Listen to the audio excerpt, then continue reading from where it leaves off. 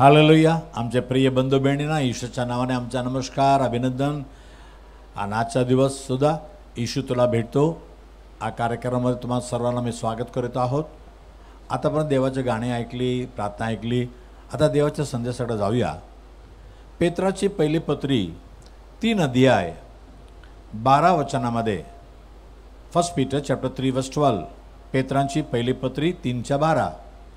कारण परमेश्वराचे नेत्र नीतिमानावर असतात व त्याचे कान त्याच्या विनंतीकडे असतात, तरी वाईट करणाऱ्यावर परमेश्वराची खरडी नजर आहे.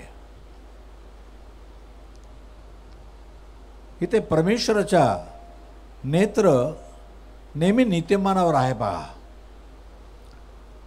कशासाठी आहे.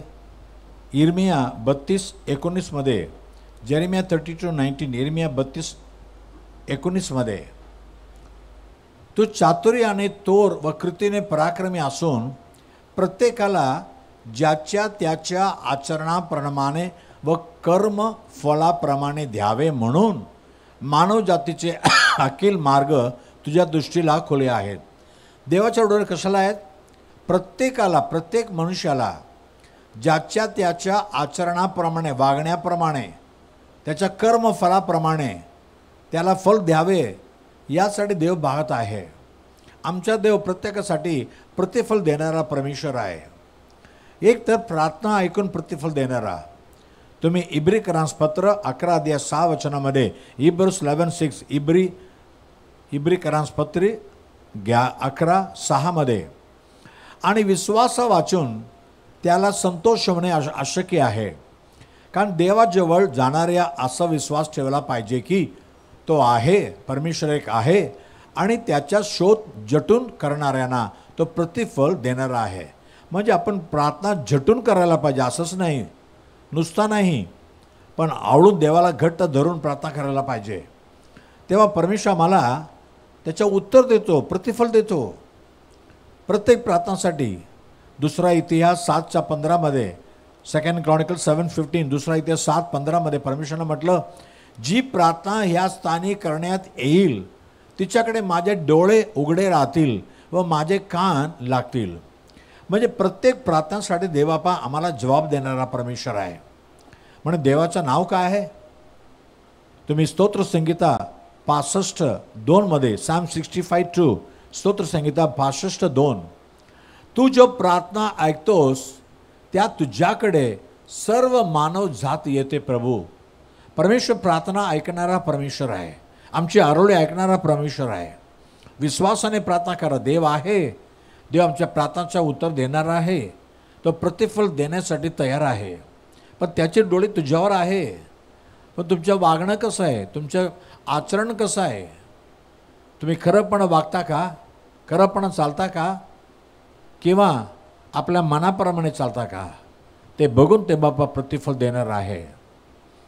स्तोत्रसंगीता 66:20 पाहत आहे. Psalm 66:20, स्तोत्र 66:2, देवाचा धन्यवाद हो, त्याने माझी प्रार्थना मानली नाही. त्याने आपली माझ्यावरची दया काढून घेतली नाही. म्हणजे प्रार्थना अवमान नाही केलं, प्रार्थना मानून घेतला, माझ्या प्रार्थना स्वीकार करून घेतला आणि त्याची कृपा, त्याची दया माझ्याकडून काढल्या नाही. देव प्रतिफल देणार आहे.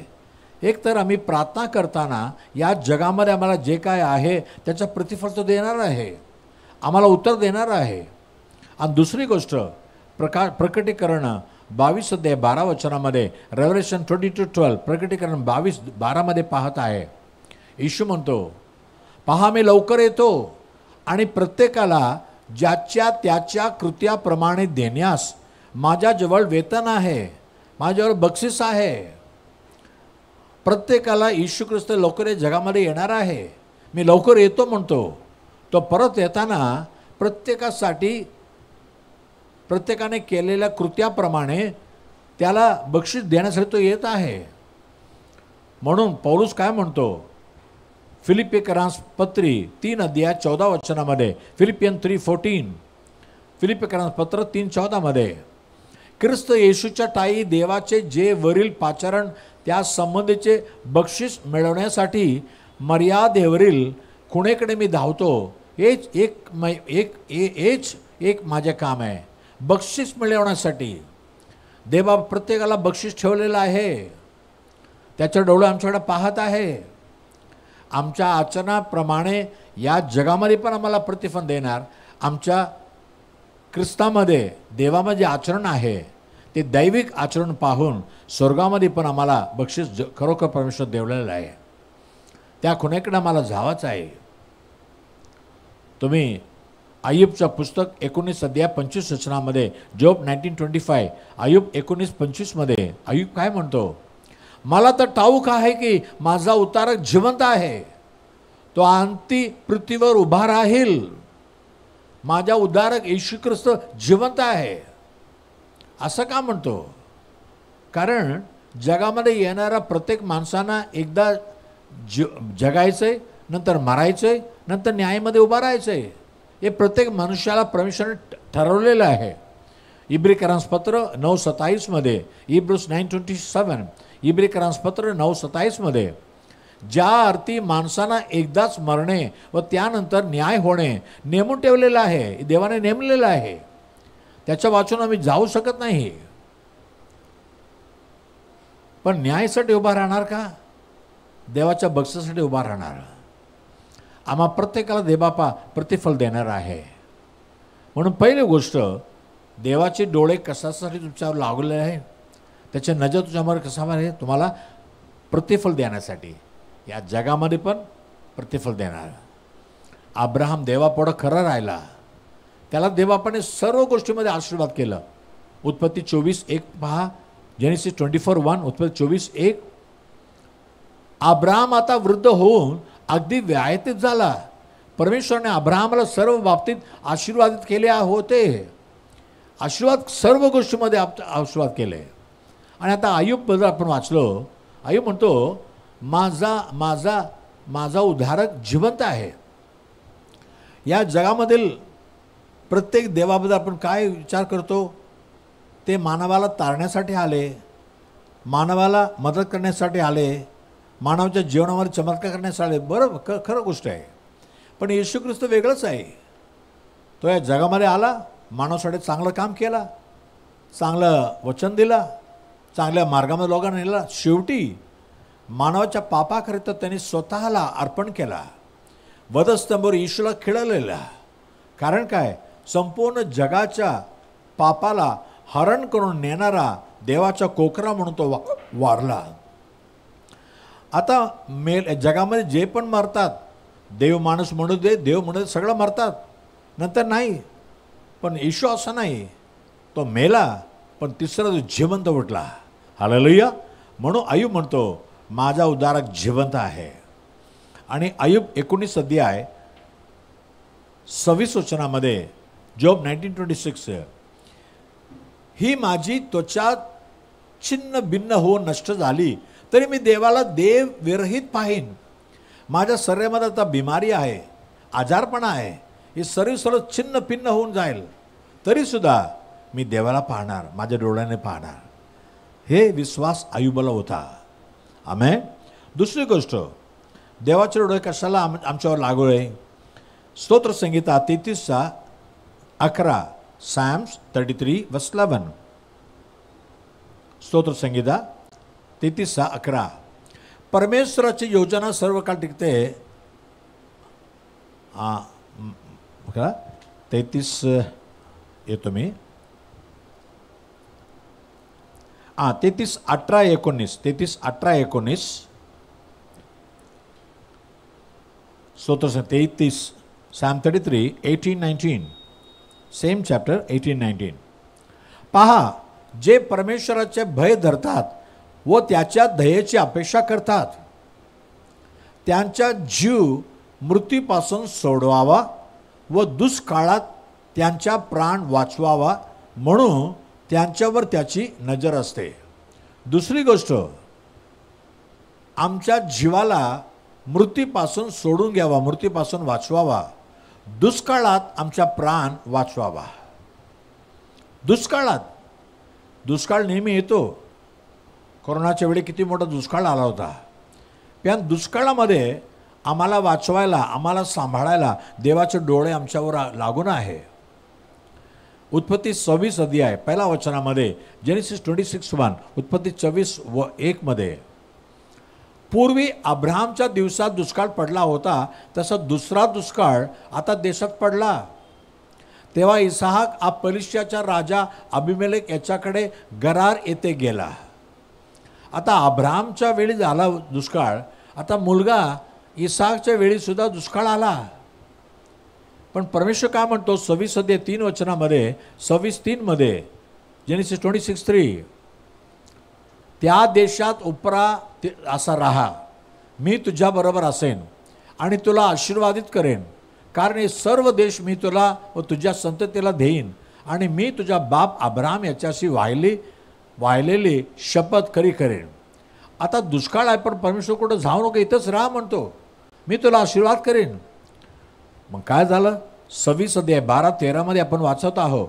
चॅप्टर 26 verse 12 and 13, 26 अध्याय 12-13 मध्ये, इसहाकने त्या देशात धान्याची पेरणी केली आणि त्याला त्याच वर्षी 100 पट पीक मिळाले आणि परमेश्वराने त्याचे कल्याण केले.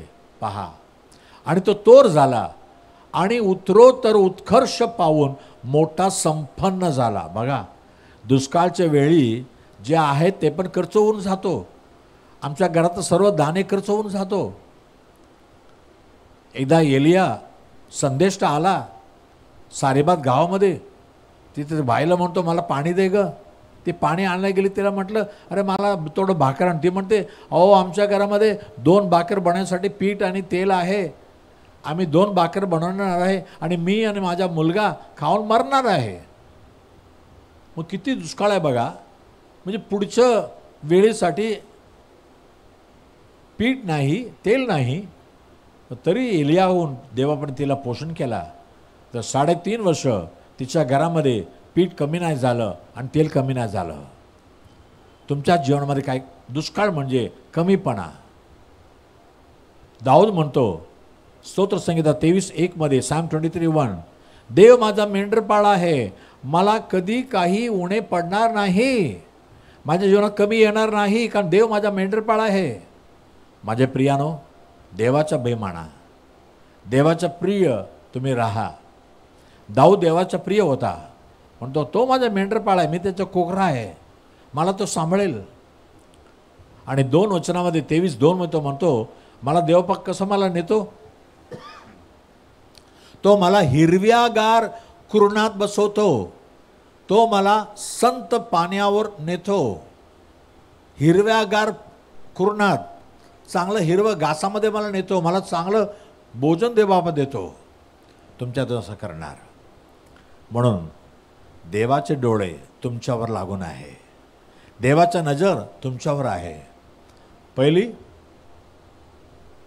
तुमच्या प्रत्येक प्रार्थना ऐकण्यासाठी, आणि दुसरं प्रत्येक प्रार्थनेचा प्रतिफल देण्यासाठी. तुम्ही प्रार्थना करा, देवाचा शोध करा, प्रतिफल खरोखरच भेटणार. तसं तुम्ही देवाचं प्रिय जीवन या जगामध्ये तुम्ही जगलं तर येशू पुन्हा येणार आहे, तेव्हा येशू ख्रिस्त तो प्रतिफल घेऊन येणार आहे, बक्षीस घेऊन येणार आहे, मुकुट घेऊन येणार आहे, तुम्हाला देणार आहे. आमेन. आणि दुसरी गोष्ट, तुमच्या दुष्काळाच्या वेळी तुम्हाला सांभाळण्यासाठी, तुमच्या आवश्यकता पूर्ण करण्यासाठी देव नेहमी तुमच्याकडे पाहत आहे. पण तुम्ही त्याचा भय बाळगून राहा, त्याच्या योग्य जीवन तुम्ही करायला पाहिजे. तो तुमच्या प्रत्येक मार्गाकडे, तुमच्या आचरणाकडे पाहत आहे. तुमच्या सर्व कमी दूर होणार. आणि जसं अय्यूबाने म्हटलं, माझा उद्धारक जिवंत आहे, येशू ख्रिस्त जिवंत आहे, तो लवकर येणार आहे जगामध्ये. तेव्हा अय्यूबासारखं आम्ही खरं राहिलं तर येशू ख्रिस्ताला स्वतः मी डोळ्याने पाहणार, तो जगामध्ये येऊन उभे राहणार आहे. येशूने सांगून गेलं, मी जातो पण परत येणार तुम्हाला घ्यायसाठी. येशूच्या आगमनासाठी तयार राहा. देवा तुम्हाला आशीर्वाद करो. चला आपण प्रार्थना करूया. पवित्र देवापा धन्यवाद करतो प्रभू. देवा तुझी नजर, तुझे डोळे प्रत्येक धर्मीवर असते. कारण का? त्या धर्मीच्या प्रार्थना ऐकायला, प्रार्थनाचं प्रतिफल देण्यासाठी आणि येशू ख्रिस्त लवकर येणार आहे, आम्हाला प्रतिफल घेऊन येणार आहे, त्यासाठी आम्हाला तयार करतो. आणि तसंच प्रभू दुष्काळाच्या वेळी, कमीपणाच्या गडीपणाच्या वेळी आमचा मदत करतो. जसं इसाकच्या जीवनामध्ये त्याच्या काळामध्ये दुष्काळ पडला होता, पण देवाने त्याला एवढं वाढ दिला, सर्व गोष्टींमध्ये वाढून त्याला आशीर्वाद केला. आज पण जे काय कमीपणासाठी उणे पडलेलं आहे, देव मला मदत करणार का? तुझ्याकडे पाहत आहे ना प्रभू, तुझ्या भय मांडणाऱ्या लोकांसाठी तू मदत कर. जे काय त्यांच्या गरजा आहे सर्व पूर्ण कर प्रभू, त्यांची आवड पूर्ण कर प्रभू. जीवनातील सर्व गोष्टी दे. लहान मुला बाळांना आणि जवान मुला बाळांना त्यांना चांगलं ज्ञानबुद्धी दे प्रभू, चांगली नोकरी दे प्रभू. त्यांच्या आवश्यकता प्रत्येक पूर्ण कर. आज तुझ्या डोळे पाहत आहे, प्रत्येकानं पाहत आहे प्रभू. जे कोणी रडून रडून प्रार्थना करत आहे त्यांच्या रडणे ऐक प्रभू. अन्नाच्या प्रार्थना ऐकली होती तसा प्रार्थना ऐक, त्यांचे सर्व गरजा पूर्ण कर. येशू ख्रिस्ताच्या नावाने मागितो म्हणून ऐक प्रभू राजा. आमेन आणि आमेन.